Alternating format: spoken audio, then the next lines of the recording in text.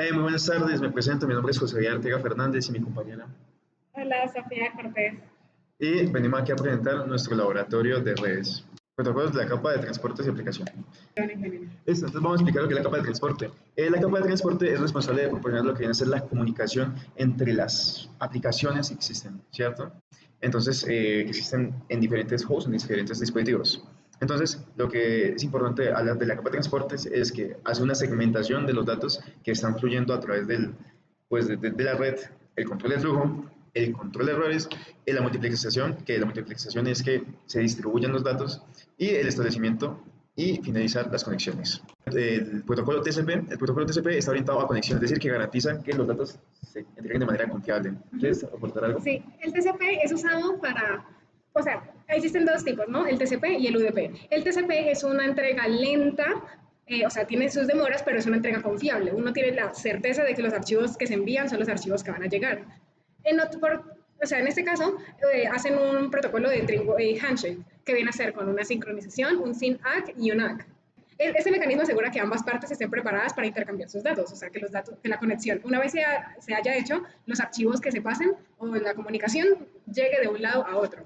Entonces, por ejemplo, acá está el otro lado, que viene a ser el UDP. El UDP, por otro lado, no está orientado a conexión, o sea, que no establece una sesión, no establece una conexión así como el three-way handshake, sino que simplemente se conectan y ya de ahí se pasan los archivos, las cosas, de manera rápida, de manera casi instantánea.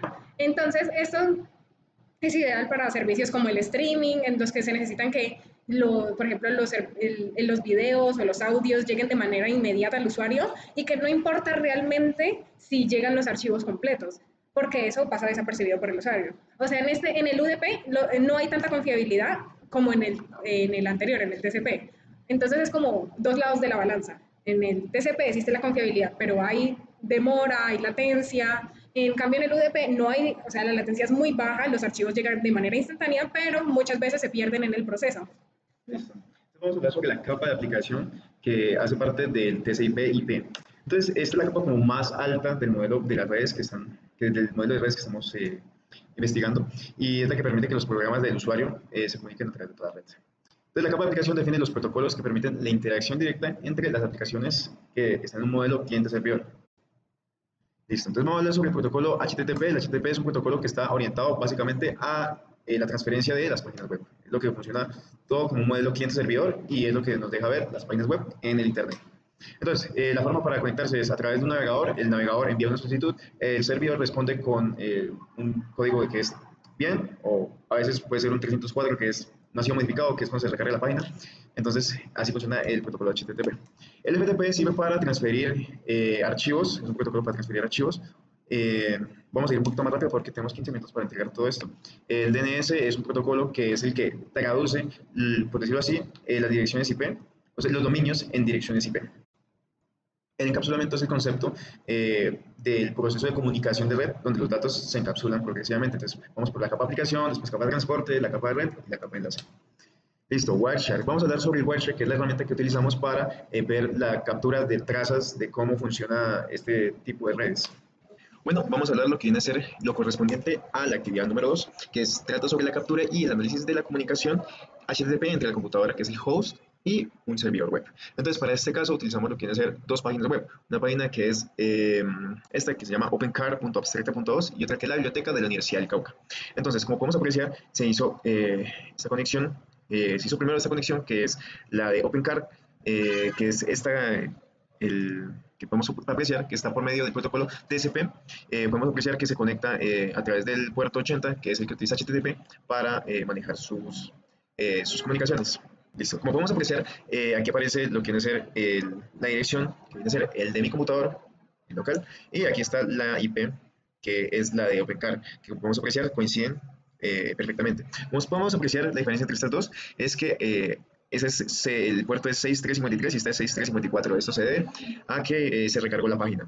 Tenemos aquí lo que viene a ser la conexión con la biblioteca, que como podemos apreciar, esta es la IP de la biblioteca 445.31.185.189, y aquí también se conectó a través de Wireshark y por el protocolo TCP. Aquí con el mismo puerto 80, que es el que utiliza HTTP. Vamos a ver mucho más de cerca Bueno, vamos a observar qué computadora fue la que inició la sesión HTTP y cómo lo hizo. Entonces, como podemos apreciar, antes de enviar los datos, HTTP, el cliente quiere ver si es confiable. Entonces, el proceso es esta bandera que se llama SYN, donde el cliente, que es 192.168.0.6, envía un segmento TCP con la bandera SYN igual a 1.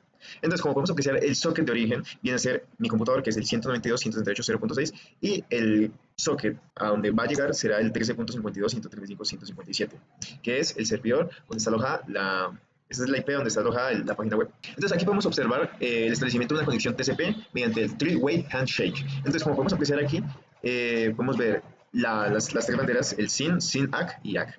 Lo que significa cada una de estas banderas es el proceso.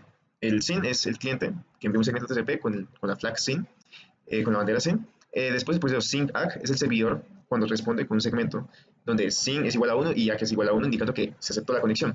Y el cliente responde finalmente aquí con ACK igual a 1, y eso confirma el establecimiento de la sesión. Con eso se queda crear la conexión TCP, y ya lo único que queda es establecer la conexión TCP, que el cliente envía un GET HTTP 1.1, que está en la solicitud de la capa de aplicación del protocolo HTTP. Bueno, finalmente, para cerrar la conexión, el servidor web, el 13.52.135.157, inicia el cierre con una vez pues, entregado todo lo que es la página web, enviando un paquete ping ACK. Bueno, aquí vamos a ver un poco más lo que es la línea HTTP de la conexión. Si podemos observar, aquí está la solicitud GET, y podemos abrir o expandir un poquito lo que vienen a ser los campos. Podemos observar que está aquí está frame, que es la capa de enlace, el Internet Protocolo, versión 4, que es la capa de red, donde está la dirección IP, donde está la dirección IP, la de origen y la de destino. Después está la de transmisión de control y está el hipertexto. Esta es la actividad número 3.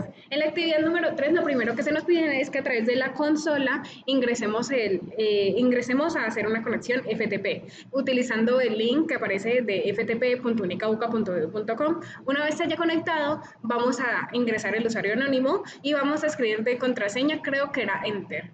Entonces, aquí en la pantalla pues se ven los resultados de cómo salió eso.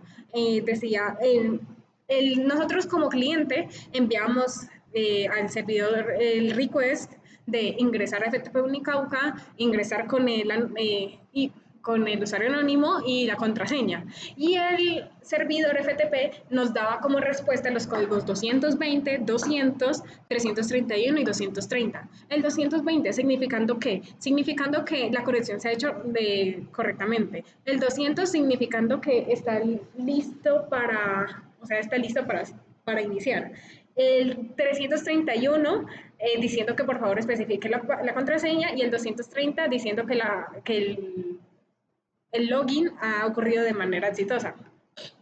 Entonces, siguiendo con el laboratorio, teníamos que hacer, ya estamos dentro del FTP, por eso aparece aquí el FTP, aquí en la parte de arriba, y teníamos que ingresar al directorio con el comando dir. Ahí nos aparece todo esto. Luego de eso teníamos que entrar a documentos, CD Windows documentos, entonces el directorio se cambiaba, de ahí que nos mostrara de nuevo todas las cosas que habían con el comando dir, de ahí con el get liberar espacio outlook.pdf sacábamos el archivo y luego utilizando el comando quit salíamos del FTP y volvíamos a la consola normal. Entonces, este comando servía para hacer ¿qué? Para que nosotros pudiéramos poner el link de ftpunicauca.edu.com en el explorador de archivos y ahí podíamos entrar a Windows y de ahí a documentos. Perdón. Y en documentos ya nos aparecía el documento que necesitábamos, que era el documento de liberar espacio de outlook.pdf. Y ya con eso termina la actividad 3 del laboratorio. Entonces, ahora la parte importante, ¿cuál es? Es poder ver en Wireshark los comandos, ¿sí? Entonces, se ve todo el proceso de todo lo que hicimos. Entonces viene a ser, por ejemplo, se ve el comando 220, el comando 200, el código 220 y el código 200, se ve el response y el request y se ve todo el proceso de todo lo que hicimos, desde que entramos, que es el 220, hasta que salimos, que es el 221. Y acá se ve la dirección IP de destino y la de origen. Y aparte de eso se pueden ver los puertos. El puerto es el puerto 21. que deben hacer, pues como ya se había mostrado en una diapositiva anterior, el FTP establece dos conexiones, la conexión de control y la conexión de datos, que es la conexión de control viene a ser las de comandos y la de respuestas, que en este caso viene a ser los comandos que vienen a ser los comandos, por ejemplo, de ingresar contraseña, de entrar, de todas esas cosas, y las de respuesta los códigos de respuesta vienen a ser el 220, el 200, el 230 y así. El FTP también establece un puerto para el canal de control y otro puerto para cuando está en modo activo o en modo pasivo. Y es que en el modo activo el servidor inicia la conexión mediante datos hacia el cliente, y en el modo pasivo el cliente es el que inicia la conexión. En este caso, se ve que el cliente, aquí y aquí, sí, en varios que dice port, es el cliente envía el comando port, lo que quiere decir que está en modo activo, que es el servidor el que inicia la conexión y el cliente el que responde. Bueno, la actividad 6, que era analizar los paquetes DNS UDP capturados, entonces se hacía de la siguiente manera. Entrábamos con el comando flush DNS y aparecía configuración IP de Windows, se vació correctamente el caché. Esto es un prerequisito para iniciar esta parte del laboratorio. Entonces, ahora el verdadero inicio viene a ser, ponemos nslookup www.google.com y ahí nos aparece toda la información de Google, ¿no? El servidor, la dirección IP, y otras cositas, ¿no? Entonces, eso era todo. Ahora, ahí toca hacer en Wireshark, revisar las capturas que se hicieron y lo que acá vemos es que utiliza el User Datagram Protocol. El DNS utiliza ese, ¿no?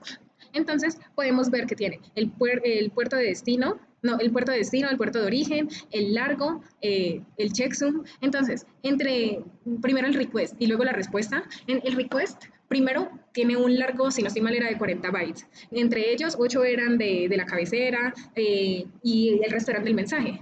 En cambio, la respuesta tiene 168 bytes. ¿Por qué tiene esto? Porque tiene toda la información de la pregunta más la respuesta. Y en el documento está mejor explicado todo ese tema, pero está escrito. Entonces aquí se ve el puerto y el puerto de destino. En este caso el puerto de Google viene a ser el puerto 53 y el puerto de nosotros viene a ser el 58078. Entonces, es como en todo el proceso que hicimos, es como una conversación. Va pasando de un puerto a otro y de un puerto a otro. Y ya, ese sería el User Datagram Protocol.